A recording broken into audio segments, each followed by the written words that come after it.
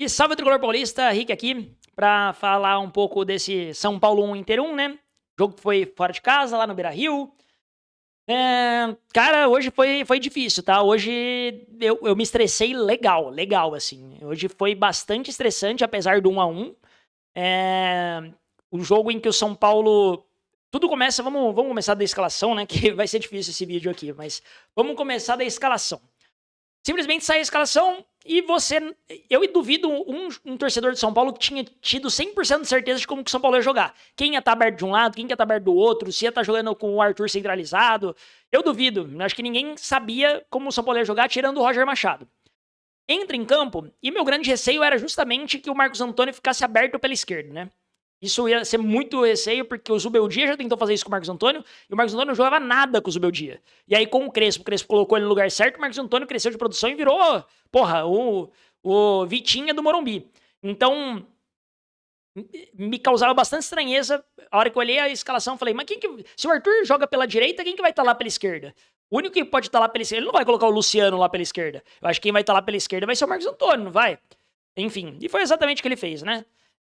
Eu não tinha certeza, talvez ele, na minha concepção, o que fazia até mais sentido do que isso era centralizar o Arthur e trazer o Arthur para jogar como de meia, ou trazer o Luciano para jogar de meia e colocar o Arthur mais próximo do Caleri, mas nada disso foi feito, né? O que foi feito foi o Arthur jogar como ponta, o Marcos Antônio tá aberto lá pela esquerda e fazer uma dupla com o Wendel, enquanto que pela direita a dupla era justamente o Lucas Samon com o Arthur. E começa o primeiro tempo e o São Paulo até que começa a tentar ficar com um pouco de bola, só que desde o começo do jogo dava para ver que o Marcos Antônio estava desconfortável, não estava funcionando ele aberto lá pela esquerda. O São Paulo não jogava pela esquerda, só não jogava. Acho que o São Paulo não teve uma jogada no primeiro tempo que chegou na linha de fundo ali pela esquerda praticamente. Justamente por característica de jogador, o Marcos Antônio não é ponta. Então todas as jogadas do São Paulo estavam pelo lado direito com o Arthur, basicamente. Que até deu uma boa finalização. Primeiro tempo, para mim, acho que o Arthur foi o destaque do primeiro tempo. Ele jogou muito bem o primeiro tempo. Foi uma boa partida do Arthur, boa estreia. Novamente, eu falei isso e repito, tá? Só para não deixar alguma coisa sem ser clara. Eu falei desde o começo, acho que o Arthur dentro de campo vai ajudar. Ele vai ajudar dentro de campo. Acho o Arthur um bom jogador. Ele vai ajudar em vários momentos dentro de campo. Porém, eu não traria ele por eventos fora de campo, principalmente financeiros. Só para deixar isso claro, tá? Não vai distorcer o que eu falo, pelo amor de Deus. Mas dentro de campo, hoje o Arthur ajudou principalmente no primeiro tempo, deu um bom chute. Criou, as principais jogadas do São Paulo foram com o Lucas Samon e com o Arthur. Acho que o Lucas Samon se precipitou em alguns momentos, querendo cruzar a bola para a área com um pouco mais de velocidade. Fato é que o Luciano não apareceu tanto no jogo, jogando ali novamente como, entre aspas, um meia ou mais perto do Caleri. Não deu para entender direito onde o Luciano estava jogando, mas ele jogou quase como um meia. O Luciano não apareceu tanto. Não é a posição do Luciano, a gente sabe disso. Então, ele precisa de um meia que normalmente jogue ali por trás dele do Caleri para fazer um pouco mais os dois jogarem. E ele teve que subir mais para receber essa bola. Não é a função dele, não é onde ele mais desempenha futebol.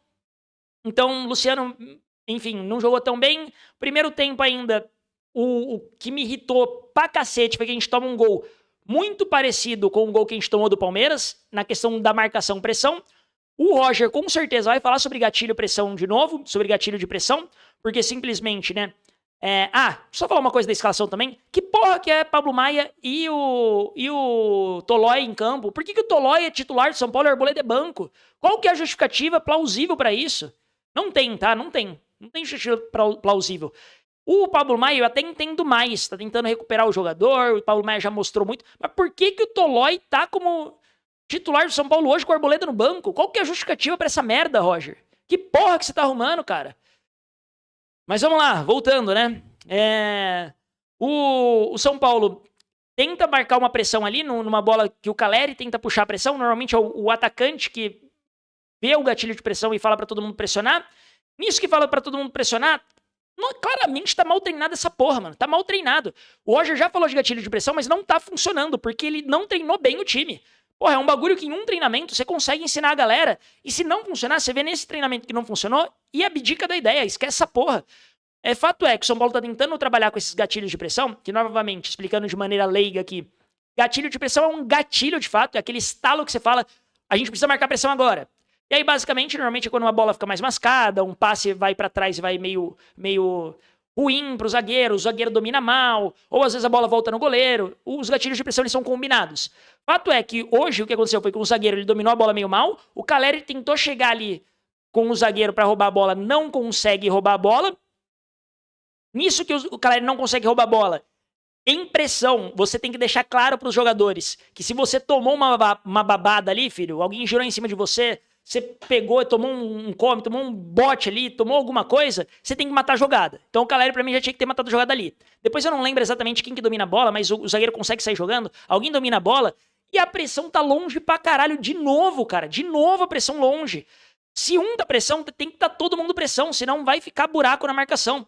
E aí isso tá mal treinado, os caras conseguem sair jogando, nisso o Wendel tá numa pressão lá na casa do caralho, e os caras jogam ali pela direita do campo deles, né, pela esquerda do nosso lado, acham uma bola que o Tolói tá 3 metros na frente do atacante, consegue chegar atrasado, e nós tomamos 1-0, né, numa jogada que, assim, é a marcação-pressão dando errado de novo, tá ligado? É a marcação-pressão dando errado de novo. E isso, pra mim, marcar pressão não é tão difícil quando você tem os gatilhos bem definidos e isso tá na cabeça do jogador. Mas pra isso precisa ser bem treinado. E não tá sendo bem treinado porque não tá sendo bem executado. Então, pra mim, já tem esse ponto. Que não tá sendo bem treinado. Escalação, eu discordo de muita coisa. Discordo do Marcos Antônio aberto lá, discordo do Tolói titular. Eu discordo do Pablo Maia, apesar de passar um pano ali nessa questão especificamente. Eu discordo do São Paulo jogar 100% penso pro lado direito. Todas as jogadas eram pro São Paulo, era do lado direito. E aí no intervalo eu falei, cara, tá 1-0 pros caras, a gente precisa mudar. Ou a gente precisa colocar o Ferreirinha no lugar do Pablo Maia, né? Porque tinha Danielzinho, Pablo Maia e Marcos Antônio em tese no meio, né? Eram esses três os nossos meios. Então eu pensei, pô, o Marcos Antônio tá aberto lá pela esquerda, você coloca alguém pra abrir lá pela esquerda no lugar do Marcos Antônio, traz o Marcos Antônio pro meio. E aí, quem desses três você tiraria? Todo mundo acho que responderia Pablo Maia. Porque o Danielzinho tem uma qualidade muito boa na saída de passe também, ele ajuda bastante. Simplesmente o Roger tira o Danielzinho no intervalo para colocar o Cauli.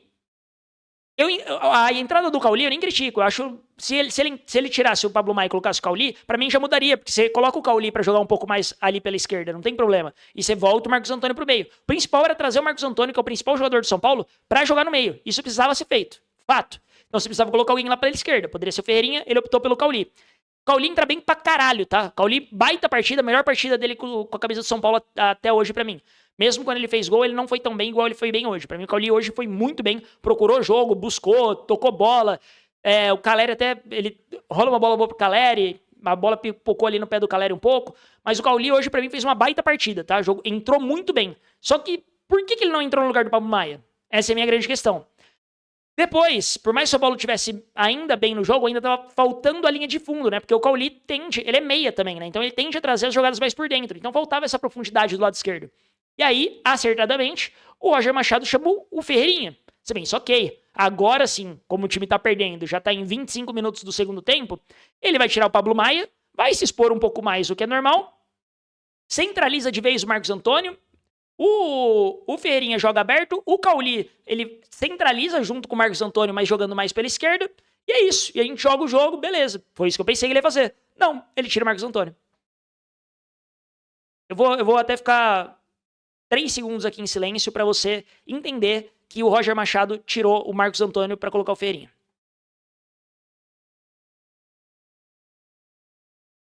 Pronto, foram 5 segundos, mas... Caralho, por que ele tirou o Marcos Antônio? O Marcos Antônio é o melhor jogador do São Paulo. É o jogador com mais técnica hoje do elenco do São Paulo. Você não tira o seu craque. Ele vai achar um passe diferente. E ele jogou o primeiro tempo inteiro fora de posição, cara. Porra, não tira o cara não, mano. Tira o Pablo Maia. Pô, não faz sentido. Aí ele coloca o Ferreirinha e pra piorar, junto com o Ferreirinha, entra o Cedric. O Cedric. Por que coloca o Cedric, caralho? Qual que é a motivação, qual que é o motivo, qual que é a justificativa dele colocar o Cedric? E que o Cedric agrega entrando pra gente precisar virar o jogo. É a segunda vez que ele faz isso. A gente precisa virar um jogo e ele coloca o Cedric Soares em campo. Cedric Soares acho que tem uma assistência na carreira, talvez. No São Paulo acho que é uma assistência que ele tem. Por que você tira o Lucas Samon, que tem mais poderio?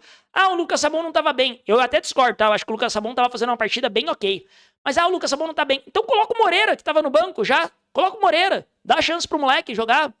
voltou agora do Porto, tem bagagem agora, coloca o Moreira. O Cedric não faz sentido. E eu nem acho que o Cedric fez uma partida ruim, tá? Eu acho que ele entrou e fez o arroz com feijão ali pela direita. Mas não é ele que tem que entrar. O Cedric não muda partidas. Ele vai, no máximo, fazer arroz com feijão.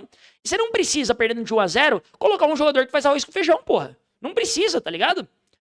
E aí, enfim, ele faz essas duas mudanças, felizmente, né? Eu até brinquei em live ali que eu acho que a temperatura, o tempo foi passando, a temperatura do jogo, ou a temperatura do sul, né? Baixou ali de Porto Alegre, deve ter baixado. E aí o Wendel se sentiu mais confortável e acertou um belo cruzamento pro Caleri fazer o gol. Teve outras chances, né? O Caleri teve uma chance ali dentro da área, que o goleiro sai socando, a bola bate no zagueiro e sobra pro Caleri, o Caleri virando, ele chuta pra fora. Teve uns 2 domínios do Caleri que foram ruins, que um pouquinho mais de felicidade, num dia um pouquinho mais inspirado, talvez ele tivesse feito outro gol. Enfim, acho que o Caleri hoje estava num dia pouco inspirado, apesar do gol. Acho que ele não jogou tão bem hoje, apesar do gol. Luciano jogando em fora de posição não foi bem, apesar de eu vi alguns torcedores falando, nossa, o Luciano é horroroso, mal pra caralho. Não, fez umas 2, 3 triangulações com o Cauli ali, que eu achei interessante, sabe? Mas, de novo, o Luciano ali no meio, com o Marcos Antônio aberto, e o Pablo Maia e o Danielzinho lá atrás, ele ficou ali no meio campo sem nada, sem ninguém pra tocar bola, sem ninguém pra aproximar, sem ninguém pra fazer 1-2. O grande benefício do Luciano, que o Luciano faz muito bem, é quando ele sai da área pra fazer esse 1-2 e entrar na área. Quando o Marcos Antônio joga perto dele, direto o Luciano recebe essas bolas dentro da área, tá ligado? E aí você deixa o Luciano isolado lá, óbvio que ele vai jogar mal. Hoje, pra mim, cara, tudo que o Roger Machado fez foi errado, foi ruim. Não tem justificativa pro Tolói ser titular, não tem justificativa, na minha visão, né, novamente, pro Marcos Antônio estar aberto na ponta esquerda. Não tem justificativa para ele ter tirado o Danielzinho no intervalo, não tem justificativa para ele ter tirado o Marcos Antônio e colocado o Ferreirinha, não tem justificativa para ele colocar o Cedric Soares, e não tem justificativa também, vai tomar no cu, né? Colocar o TT para estrear no profissional faltando 1 minuto e meio para acabar o jogo. O TT não encostou na bola, porra, tá de sacanagem, vai levar o moleque pra puta que pariu pra colocar ali 30 segundos de jogo, mano. Porra, fiquei puto hoje com o Roger, legal, ainda assim conseguimos empatar, então o resultado não foi de todo horroroso, não foi de todo ruim. Bem ok o resultado, de novo, 1-1 no Beira-Rio é bom, mas, mano, pra mim, escancara o treinador que é o Roger Machado. Ele teve 10 dias pra treinar, faz uma partida, assim, no máximo ok, a partida que o São Paulo fez, mas eu acho que a partida que o São Paulo fez, que foi ok, foi muito mais por conta dos jogadores, dos jogadores tecnicamente, e dos jogadores do Inter. Com todo respeito, o time do Inter pareceu uma merda hoje, o segundo tempo do Inter é patético. E pela fraqueza do adversário, do que pela competência do São Paulo, pelo esquema tático apresentado, pelas marcações encaixadas. Hoje o São Paulo, cara, tudo que era tático falhou no São Paulo hoje. Tudo que era tático no São Paulo falhou. Foi muito mais na garra, na pressão, na entrada do Cauli, que entrou muito bem. Ferreirinha, apesar de ter errado um outro cruzamento, entrou bem também. Soltou a bola um pouco mais rápido, que é o que a gente pede pro Ferreirinha, que é um baita jogador no quesito de drible, de ganhar 1 contra 1 e etc. Mas às vezes ele toma a última decisão errada. E hoje eu acho que ele foi bem. O Caleri fez o gol quando tinha que fazer, o Wendel acertou um cruzamento quando tinha que acertar, e é isso, mano. Fato é que a gente empatou em 1-1, mas do trabalho do Roger, cara, hoje eu tô pra falar bastante do trabalho do Roger. Do trabalho do Roger é bem difícil de elogiar qualquer coisa hoje, cara. Qualquer coisa. Tudo muito ruim, e o São Paulo basicamente empatou na marra. Cara, muito difícil, tá? Muito difícil. Eu tô zero esperançoso pra continuidade do trabalho do Roger. A gente vai pegar o Cruzeiro sábado em casa aí. Cruzeiro normalmente é um pouco mais freguês nosso. Mas o Cruzeiro acabou de meter uma taca no Atlético Paranaense, que tinha metido uma taca no Botafogo no final de semana, né? Então o Atlético Paranaense tinha ganhado de 4-1 do Botafogo e tomou de 3-0 do Cruzeiro. Então, pô, falei merda, perdão. Tô falando do Bahia, né? O Bahia meteu 3-0. Mas o Cruzeiro ganhou de 3-0 do Vitória, perdão, falei besteira. Mas o Cruzeiro ganhou de 3-0 do Vitória. Ainda assim, o Cruzeiro vem de uma baita vitória, né? Contra o Vitória, mesmo que em casa. Vem jogar com o São Paulo. Um jogo que pra mim foi muito ruim. Muito ruim, taticamente. Todas as ideias do treinador falhou. E não fico esperançoso pro jogo sábado, cara. Não fico esperançoso pro jogo sábado. É foda, cara. É foda. É difícil, tá?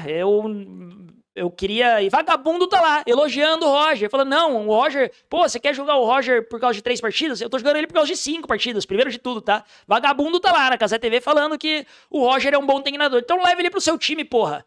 Tira ele do meu, pelo amor de Deus. Leve ele pro seu time, cara. Hoje todas as decisões do Roger foram horrorosas. Apesar do time ter melhorado com as substituições, porque os caras entraram com muita vontade, mas... Quem ele colocou no lugar foi bizarro. Quem ele tirou pra colocar os caras foi bizarro, mano. Extremamente bizarro. E é isso, empatamos.